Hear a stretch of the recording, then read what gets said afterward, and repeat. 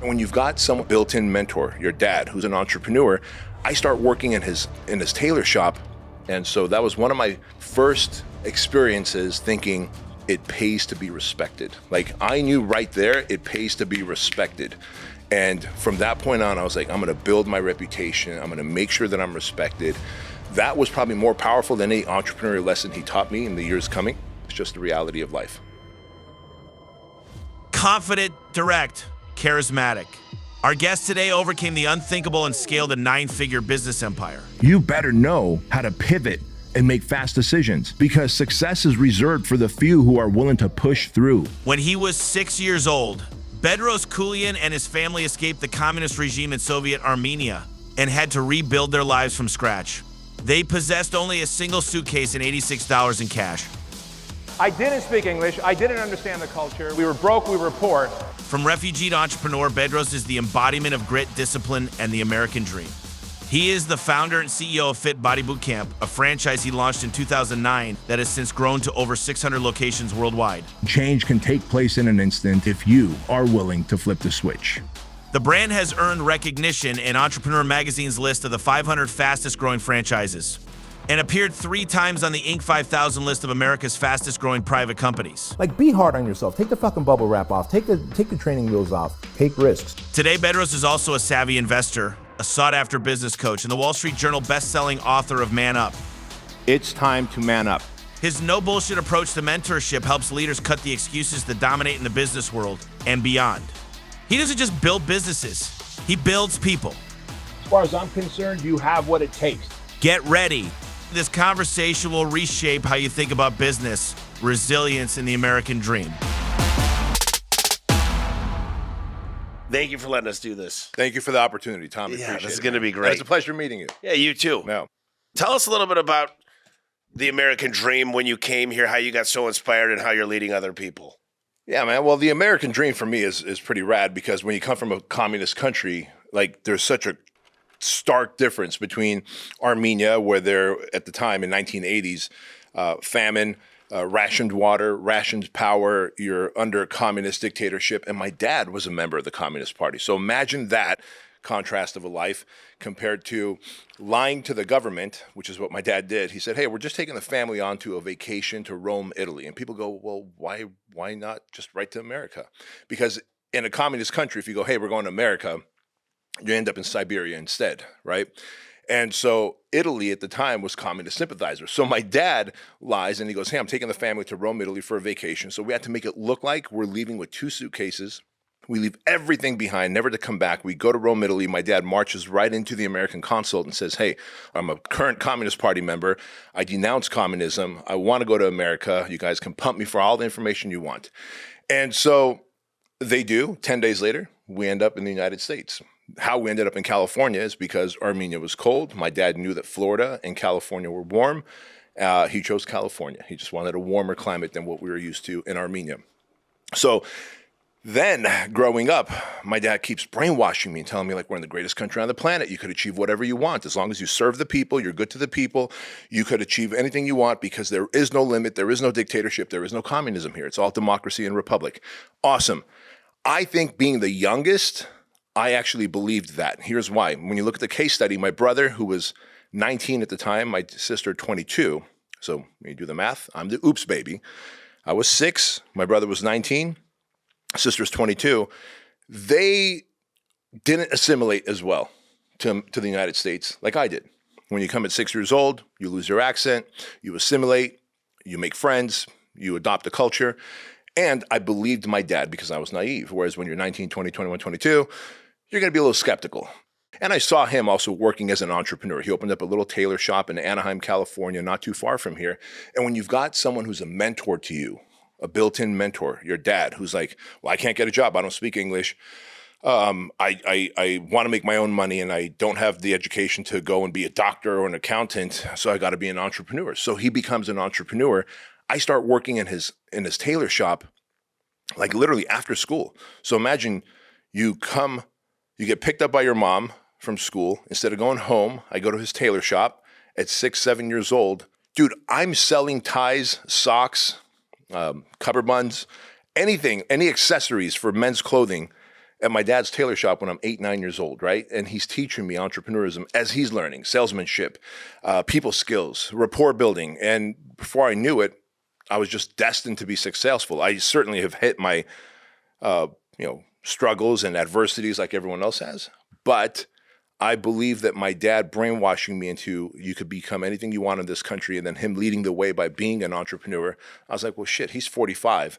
If he can come to this country and be successful, why can't I, starting out so young? And the rest was history. Grocery stores have food on the shelves, bro. Yeah. Like that doesn't happen in Armenia. So all I got to do is earn the money that I need to get the food. It's simple. It's simple. So do you remember a lot of Armenia the first 6 years, or is that kind of like you? Not the first 6 years, but I do remember it because, at that point you start kind of experiencing things and you have memories. And I remember waiting in line with my mom in the snow, long bread line, just to get to the store, and them saying that, they didn't have bread or cheese.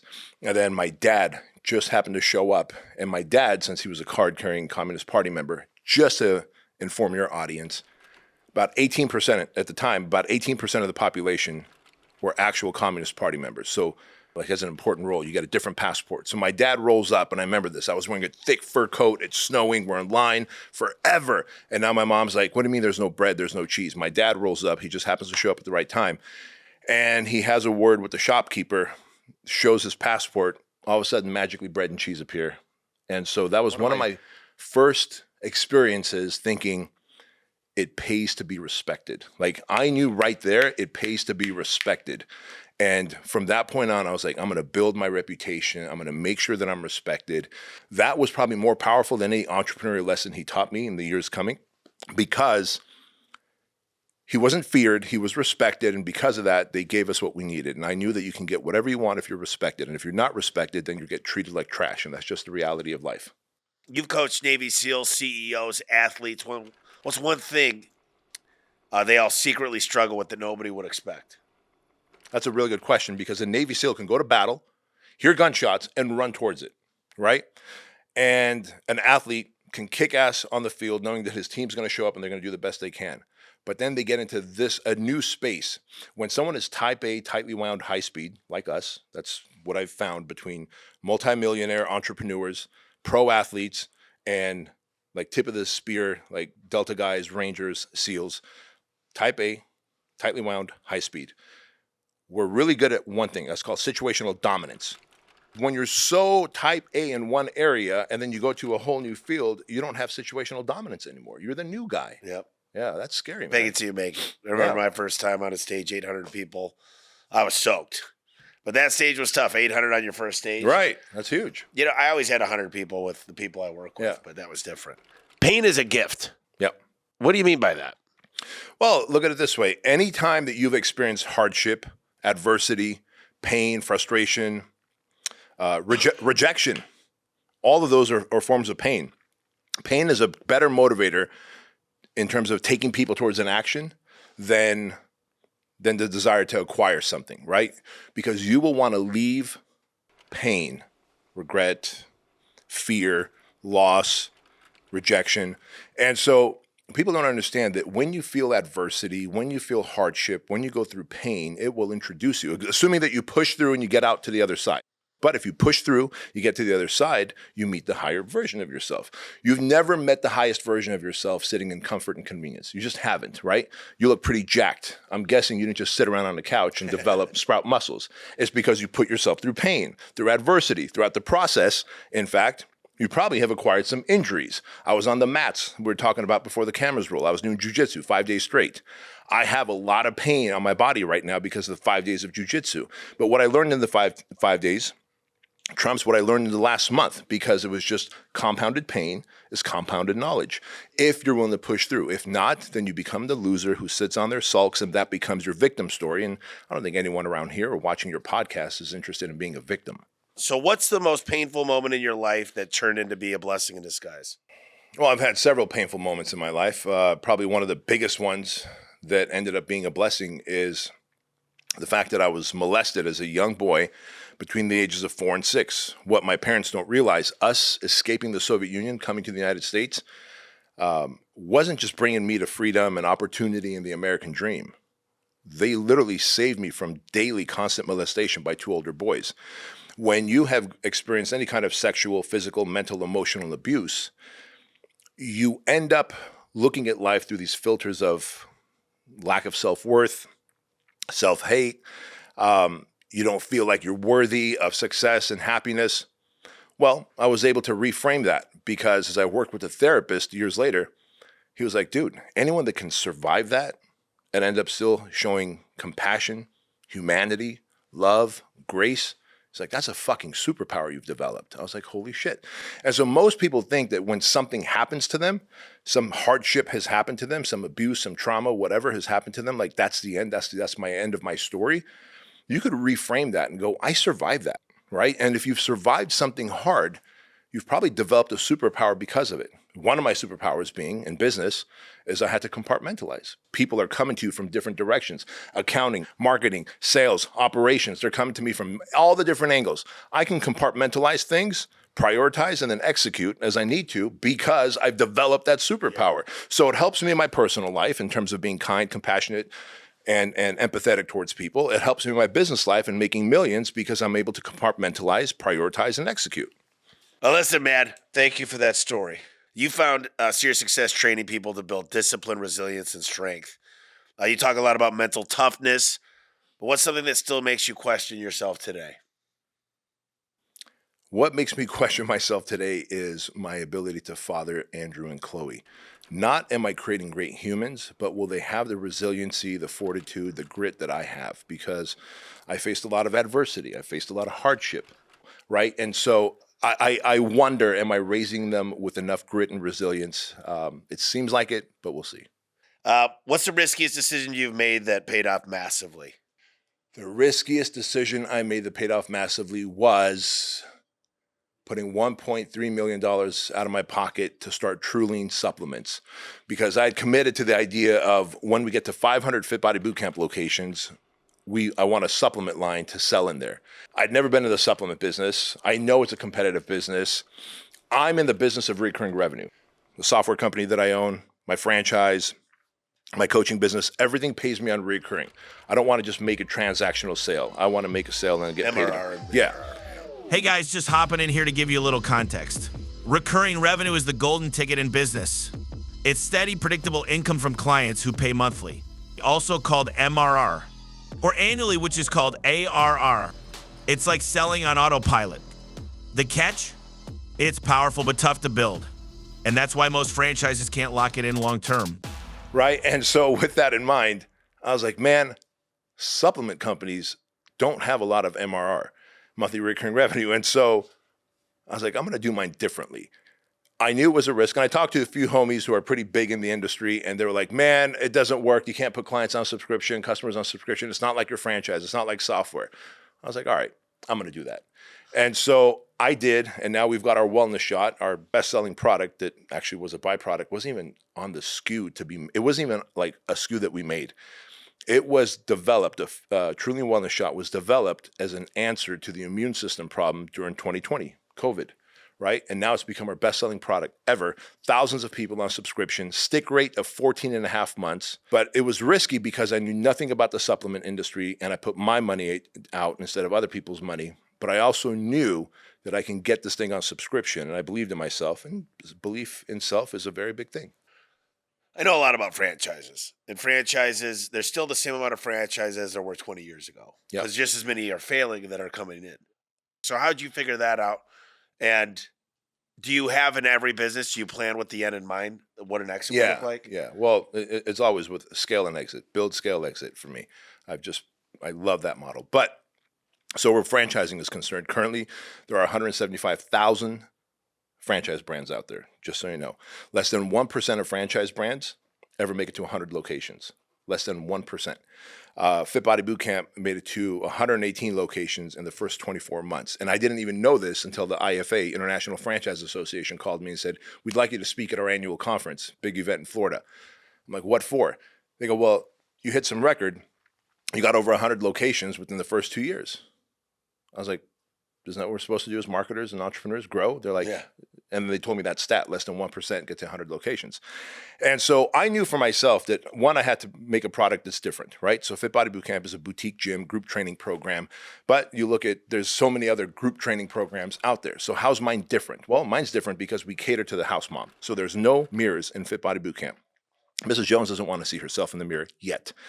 We also know that if we can get her in, we can get her circle of friends in, because she's connected in the community. So that's how I differentiated, number one. Number two, I made sure to focus on my franchisee health. So how can I get my franchisees to sign people up, keep them on monthly recurring revenue, sell them nutrition services, that's their secondary income stream, and then supplements and apparel, right? 4 income streams. And about 4 years ago, we introduced their 5th income stream, which is Fit Body Forever. So let's say that your wife is working out at Fit Body Bootcamp. She probably has parents, you probably have parents that want to stay fit and active and be able to pick up their grandkids. And so that means Fit Body Forever, which is a baby boomer and aging adult program. So I built something in there where my current clients already have, they become the marketing machine for my next clients, aging adults and baby boomers, right? And they don't just want to lose 30 pounds and leave. They don't leave until they die. Right. Because they want to stay active, they want to stay fit, they want to stay mobile, they want to stay out of the assisted living home. So I created, one, I differentiated my marketplace, and number two, I found at least 4 and then now 5 different income streams for my franchisees. And I knew that if I could do that, and if I could use good direct response marketing to get them traffic, as long as the franchisee knows how to paint by numbers, they can get it done. But most people think that, hey, I was successful at my restaurant, coffee shop, gym, whatever it is. They'll pay the buy-in fee, give me 8 to 10% royalties, and that's that. Well, they didn't create a system. They don't have differentiation, and that's how all these brands end up failing.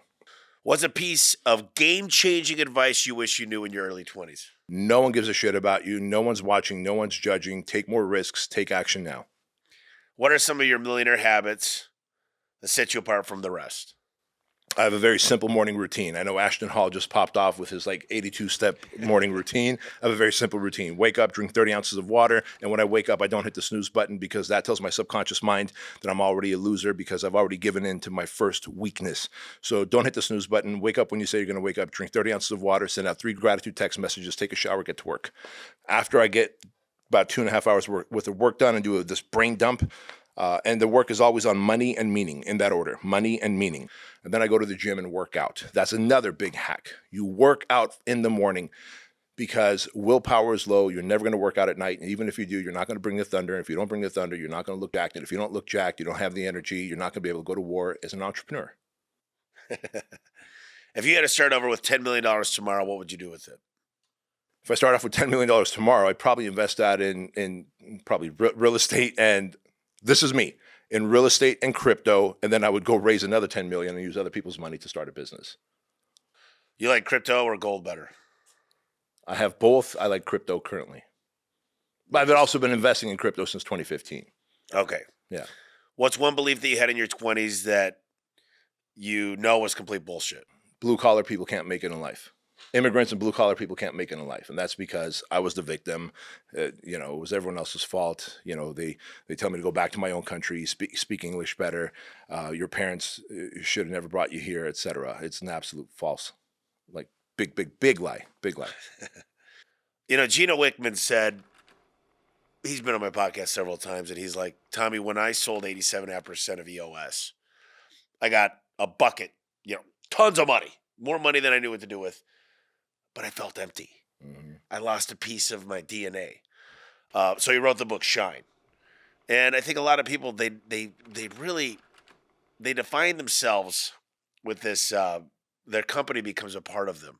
And I get that, but I'm like, man, I've already invested in 25 other companies, still own 47% of my company, but the finish line looks great. And then I just have a lot more finish lines coming. Yep. And how quick can I double? I count my money in doubles. How many more doubles do I have? If I could double every 3 years, I got a lot of doubles left. Yep. But what are your thoughts on just this idea of you sell and you lose a piece of yourself? Well, it's not only that. I'll break it down to you this way. The people that you're talking about is going to be mostly men. Yes. Us men. So men need purpose. In the absence of purpose, men start digging holes in their life, no different than a German Shepherd would dig holes in your backyard if the dog doesn't have purpose. The holes show up for us in way of drug use, alcohol, pornography, infidelity, video games, screen sucking, you name it. Well, look, I'll tell you this that I figured out about myself is I'll never be the CEO again. Bingo. My purpose is not through being the CEO. Like there's a lot of stuff I want to do, but the Warren Buffett doesn't want to be the CEO of another company, Right? Or any company. You're an extremely influential voice for young men on social media. Yep. You coach alpha-minded men to level up. What's the biggest lie men believe about success and masculinity today? Men believe that success is financial. And while a good portion of success is financial, it doesn't stop there. Success is generational, meaning success is knowing how to handle yourself. Success is emotional discipline. Success is being fit and athletic. Success is being able to use words. Like English is a second language for me. Yet Tony Robbins was like, dude, you are a gifted speaker. I go, how come? He goes, you can paint word pictures better than most people who were born here and have gone to university. And it's because I made it one of my goals to become a good articulator of the American language, right? And so I share this with you because success is very holistic. And I see this happen a lot. Now we have a 57% divorce rate. So of the other 40 some odd percent of the dads that are there in the house, half of them are completely absent emotionally. They're physically there, but emotionally, mentally absent. They're not teaching their kids how to be capable, confident, courageous young men. And so I created a program called the Squire Program, which is a father and son program that's 12 hours long. Myself and a couple of my instructors who are Marines and Navy SEALs put these young men and their fathers through this awesome bonding experience, which is a rite of passage for these young men who are teens into manhood.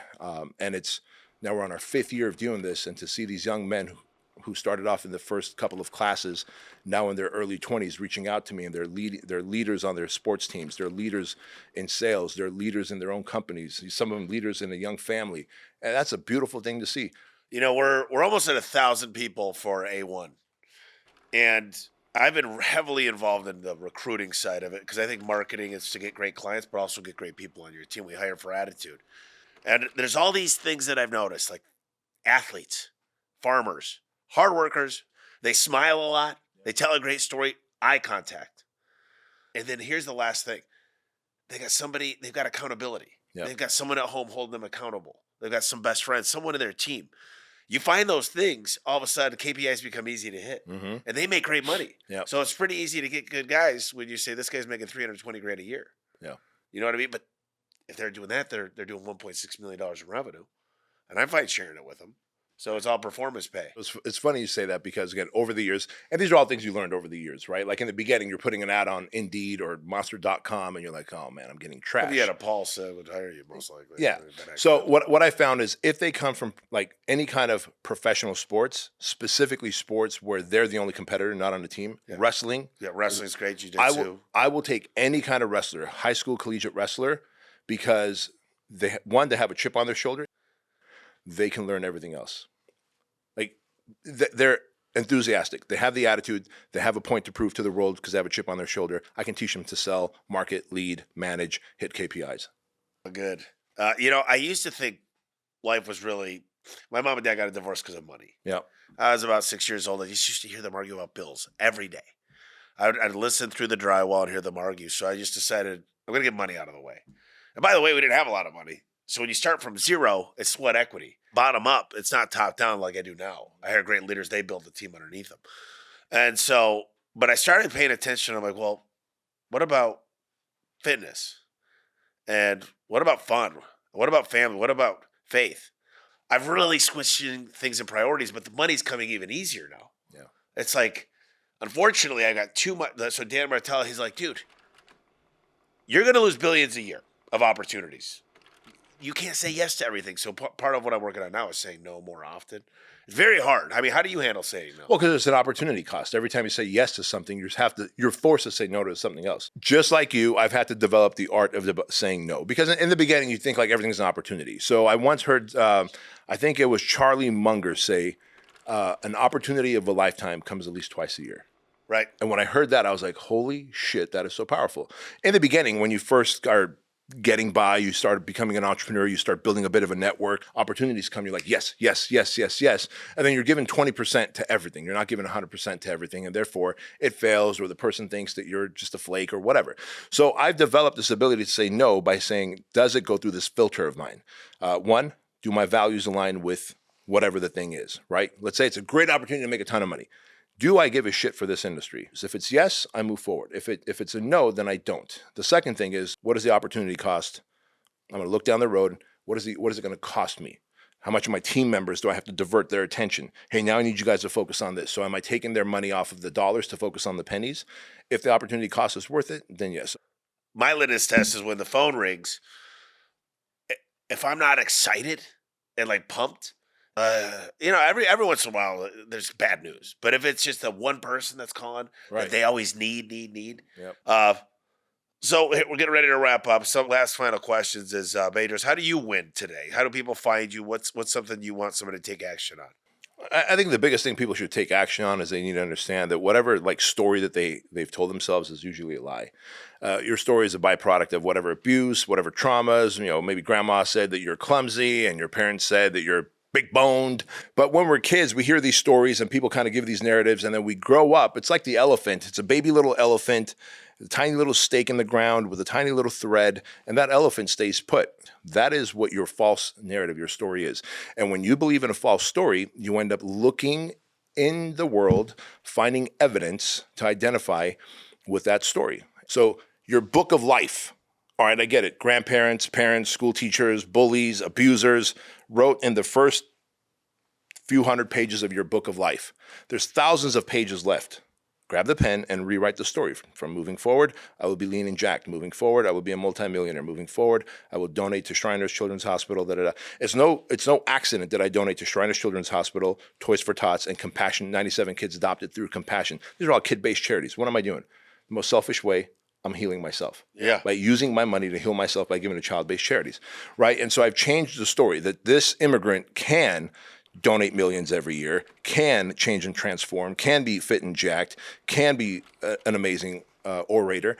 And when you start rewriting the story, it's like a script. You see it and act as if, and you do it enough and it becomes a habit. That's anything habitual, it comes to reality.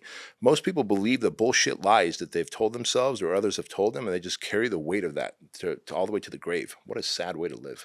I probably didn't ask all the right questions, so you can close us out with whatever you got. Final thoughts for the listeners. Yeah, one of the greatest thoughts I can give people, and I was just talking to someone this morning, is don't take advice from people who have never been to where you want to go and aren't doing what you want to be doing.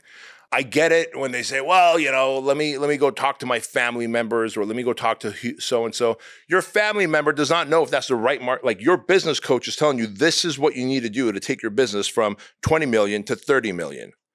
Don't ask your wife or your uncle who was an attorney or someone else, is this the right idea, because you like them and you trust them.